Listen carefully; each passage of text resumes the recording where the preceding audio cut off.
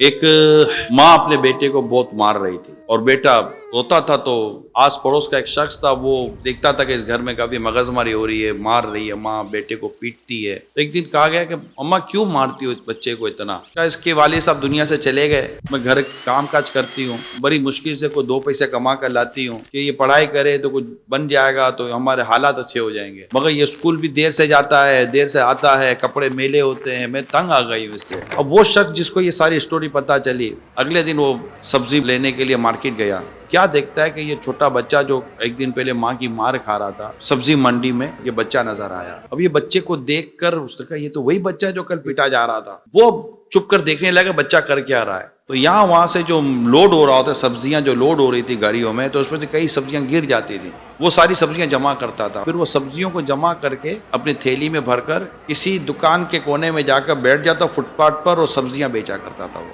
अब वो आदमी उसको फॉलो कर रहा है, यार स्टोरी क्या है। अब स्टोरी ये है कि वो जैसे स्कूल गया तो अब लेट पहुंचा दोबारा, तो उस्ताद साहब देखा हाथ निकालो, हाथ निकाले, उसकी मार पड़ी, वो रोया।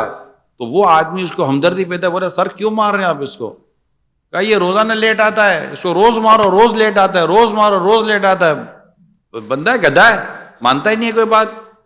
तो अब उसकी समझ में तो सारी कहानी आ गई थी कि ये है क्या। उसने टीचर को कहा कि आप एक काम करें, मैं आपको इंशाल्लाह इसके ताल्लुक से कुछ बयान करूंगा। अगले दिन इसकी माँ ने फिर से मारा पीटा, वही कपड़े मेले करके और सारा हिसाब किताब बनाकर वो गया था। उससे इसकी अम्मा को कहा कि उसको मारो नहीं, मेरी बात सुनो, मैं आपको कुछ बताना चाहता हूँ। फिर वो बच्चा सुबह जब स्कूल के लिए निकला तो उसने इसकी अम्मी को कहा कि आप फना जगह पर आकर देखे क्या हो रहा है। तो उसकी माँ कहीं चुप कर अब देख रही थी बेटा क्या कर रहा है। इससे फोन करके उस्ताद साहब को बुलाया, टीचर को, कि जरा आकर देखिए कि बच्चा क्या कर रहा है। अब दोनों कोने में कहीं अलग अलग प्लेसमेंट कर दी और चुप कर देख रहे थे। तीसरा ये आदमी था जो इनको दिखा रहा था। अब बच्चा वही रूटीन, वही सब्जियां जमा करना, सब्जियों को थैली में डालना, सब्जियां बेचना, कपड़े मेले हो जाना।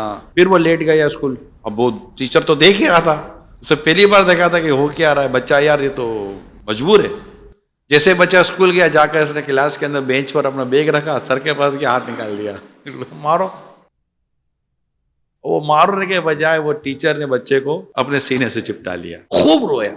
इतने में वो आदमी भी आ गया जो सारी रहमदिली वाले सारे वो मामलात कर रहा था। तो बेटा ये बता तुम कर क्या रहे थे? मेरी माँ जो है ना वो घरों के काम करके हमारा घर चलाती है, मैं देखता हूं कि मेरी माँ के कपड़े फट जाते हैं। अब मेरे पास इतने पैसे तो है नहीं कि मैं अपनी माँ को ऐसा चादर या ऐसा कपड़ा या ऐसा लिबास दिला सकूं कि मेरी माँ के कपड़े सही हों। तो मैं यूं सब्जियां बेचकर ये सब कराकर पैसे जमा करता हूं, और आज मुझे उस शख्स ने ये कपड़ा दे दिया है जिसके लिए मैं अपनी माँ के लिए एक सूट सिलाऊंगा। कहा बेटा फिर इसकी पेमेंट कहाँ से करो? कहा भाई इसी तरह सब्जियां बेचता रहूंगा, फिर सिलाई के पैसे दूंगा और अपनी माँ के लिए मैं एक लिबास दूंगा ताकि मेरी माँ अपने बदन को सही छुपाकर लोगों के घरों के काम कर सके।